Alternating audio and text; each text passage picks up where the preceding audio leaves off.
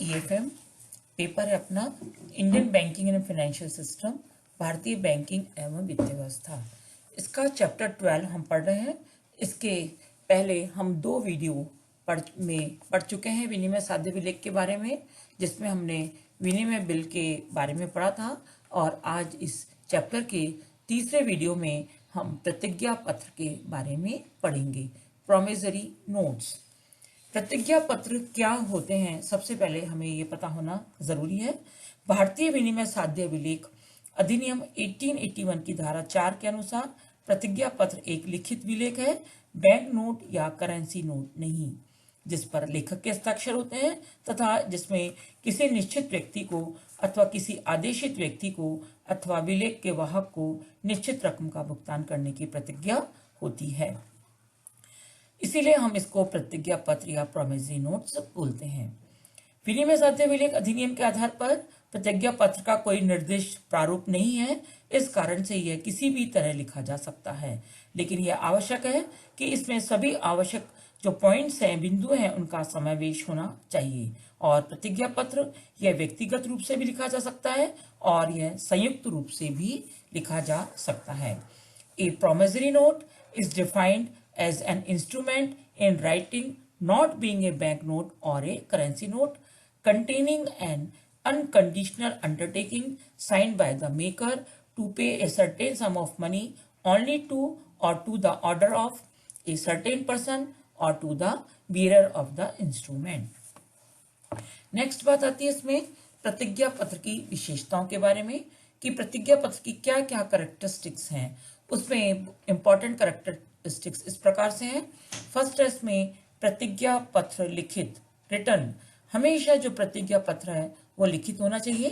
प्रतिज्ञा पत्र को भाषा के संबंध में कोई प्रतिबंध नहीं है, इसे लिखने वाला किसी भी भाषा का उपयोग कर सकता है।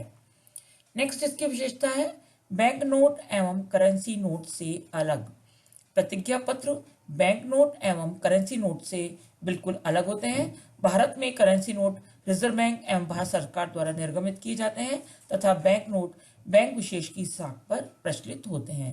करेंसी नोट का जो संचालन है वो भारतीय मुद्रा अधिनियम के अधीन ही किया जाता है। नेक्स्ट विशेषता है शर्त रहित प्रतिज्ञा, अनकंडीशनल प्रॉमिस। प्रतिज्ञा पत्र में धनराशि के भुगतान की स्पष्ट एवं शर्त रहित प्रतिज्ञा होनी चाहिए। केवल ऋण की स्वीकृति का उल्लेख प्रतिज्ञा नहीं की जा सकती। लेख पत्र में रकम के भुगतान करने की प्रतिज्ञा होनी चाहिए। और धारा 5 के अनुसार प्रतिज्ञा पत्र में यदि भुगतान करने का समय लिख दिया जाए या किसी अवश्यंभावी घटना के घटित होने पर भुगतान का वचन दिया जाए तो इसे शर्त रहित ही माना जाएगा। नेक्स्ट है निश्चित धनराशि, सर्टेन अमाउंट।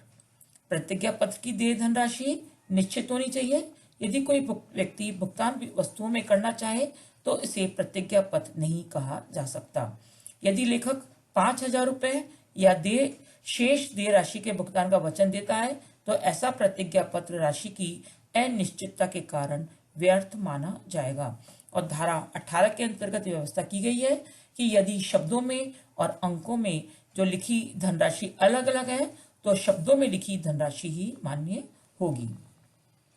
नेक्स्ट विशेषता है निश्चित लेखक, सर्टेन प्रोमिसर।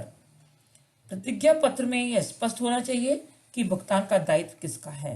हस्ताक्षर करने वाले को यह स्पष्ट कर देना चाहिए कि भुगतान का दायित्व उसका स्वयं का है या वह किसी अन्य व्यक्ति की ओर से हस्ताक्षर कर रहा है।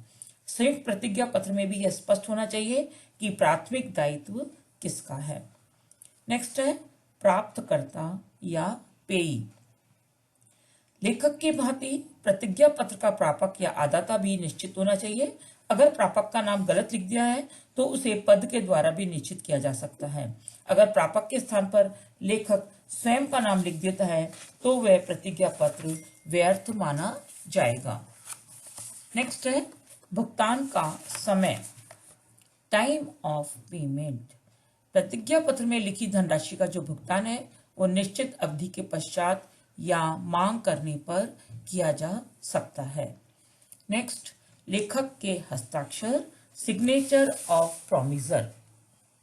प्रतिज्ञा पत्र पर लेखक के जो हस्ताक्षर होने चाहिए, अन्यथा उसे प्रतिज्ञा पत्र नहीं कहा जाएगा। यदि तार के द्वारा कोई व्यक्ति भुगतान का वचन देता है तो हस्ताक्षरों के अभाव में उसे प्रतिज्ञा पत्र नहीं माना जा सकता। नेक्स्ट है मूल्य प्राप्त या वैल्यू रिसीव्ड। सामान्यतः प्रतिज्ञा पत्र पर मूल्य प्राप्त हुआ, वैल्यू रिसीव्ड शब्द लिख दिया जाता है, लेकिन इन शब्दों का कोई वैधानिक महत्व नहीं होता। और लास्ट है इसकी विशेषता स्टाम्प या स्टैम्प। भारतीय स्टैम्प नियम के अनुसार सावधि प्रतिज्ञा पत्रों पर आवश्यक राशि का स्टैम्प लगाना आवश्यक है, अन्यथा ये लेख पत्र व्यर्थ होगा। तो इस प्रकार से हमने प्रतिज्ञा पत्र की सभी विशेषताएं पढ़ी जो कि इससे संबंध रखती हैं। प्रतिज्ञा पत्र एवं विनिमय बिल में अंतर। प्रतिज्ञा पत्र और विनिमय बिल इन दोनों में बहुत अंतर है और इस अंतर को हम यहाँ पर डिटेल से पढ़ेंगे। इसमें क्या क्या अंतर है? पहला अंतर है विनिमय बिल और प्रतिज्ञा पत्र में कि प्रतिज्ञा पत्र इसके अंतर्गत जो भुगतान करने का वचन है वो अंतर्वृष्ट होता है, जबकि विनिमय बिल में इसमें भुगतान करने का आदेश निहित होता है। तो दोनों में अंतर है कि प्रतिज्ञा पत्र में वचन और विनिमय बिल में आदेश होता है। दूसरा इसमें अंतर है कि प्रतिज्ञा पत्र में जो लेखक का दायित्व है वो प्राथमिक एवं पूर्ण होता है, जबकि यदि हम विनिमय बिल की बात करें तो विनिमय बिल में इसमें आदेशक का जो दायित्व है वो गौण होता है और इसके साथ साथ शर्त के साथ ही होता है। तीसरा जो अंतर हम महसूस करते हैं वो है कि प्रतिज्ञा पत्र इसमें लेखक के द्वारा किसी पूर्व स्वीकृति के बिना भुगतान के लिए प्रस्तुत किया जाता है, जबकि विनिमय बिल भुगतान के लिए प्रस्तुत करने से पूर्व इसमें स्वीकृति की जानी अपेक्षित है। नेक्स्ट जो अंतर है वो है कि प्रतिज्ञा पत्र इसमें स्वयं लेखक को देय नहीं बनाया जा सकता है, जबकि विनिमय बिल की स्थिति में आदेशक और आदाता या आदेशिती और आदाता एक ही व्यक्ति हो सकते हैं। प्रतिज्ञा पत्र में और विनिमय बिल में एक अंतर ये भी है कि प्रतिज्ञा पत्र में दो पक्ष होते हैं, अर्थात एक पक्ष होता है लेखक और दूसरा पक्ष होता है आदाता, जबकि विनिमय बिल में तीन पक्षकार होते हैं, एक होता है आदेशक, दूसरा आदेशिती और तीसरा आदाता। और इसके साथ जो अंतिम अंतर है दोनों में वो ये कि प्रतिज्ञा पत्र कभी भी सशर्त नहीं हो सकते, जबकि विनिमय बिल को धारक की सहमति से सशर्त स्वीकार किया जा सकता है।